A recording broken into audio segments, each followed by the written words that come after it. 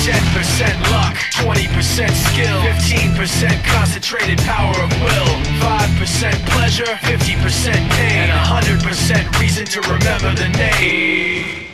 As far as my best advice that I've ever been given, it's actually a piece of advice that I get quite often. It's not one of those one-time super memorable things, but it's something that my agent and my editor tell me a lot. And that's try it. If you're not sure, try it. The thing that you can learn, if I could impart one piece of wisdom, it would be that nothing that you write is written in stone. None of it. It's not a one-way street. It's not a one try only, you know? It's not even a 3 tries only. It's a do it as many times as you have to do it right. If you're not certain about something, try it. If it doesn't work, then you'll try something else, or you'll go back to the way it was before. There is nothing keeping you from taking chances, okay?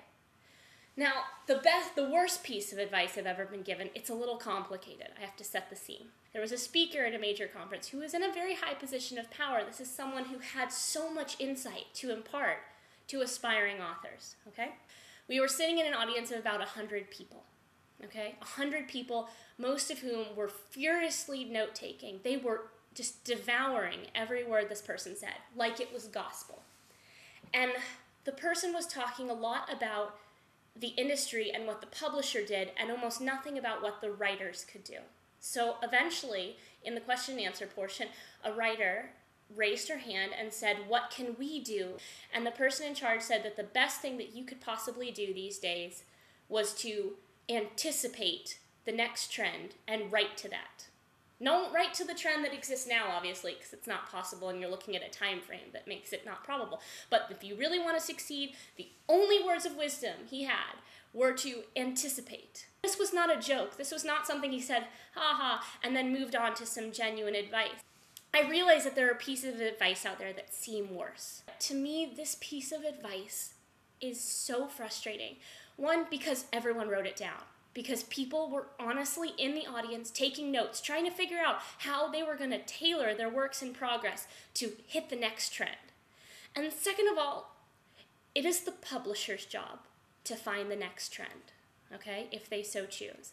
It is not the writer's job. It is the writer's job to write what they are passionate about, what they believe in, to write the story that they feel compelled to tell, okay?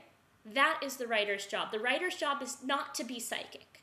It's not to predict the trends of the industry. Yes, understand what's happening in your industry, participate in the chats, participate in the conversations, be a part of the online conversations. Do not waste your time trying to predict a trend. I wish I could articulate how mad it made me. I think my friends were actually like holding me in my seat during that question and answer session, because that was the only advice that this person in a really high place of power had for those aspiring writers. That was the only thing he made them walk away with. So, I've also attached a link to, I don't know, I can't recall if it's the bottom bar or the sidebar, wherever it is, I've attached a link to a blog post that's going with this video. And in the blog post, I kind of polled the internet and the collective conscious and asked them what the best and worst advice they'd ever heard was. And I kind of put that all into one blog entry because I figure this is insight, you know, and you can't have enough of it. We all have different experiences. So check it out if you want to see what some other people had to say.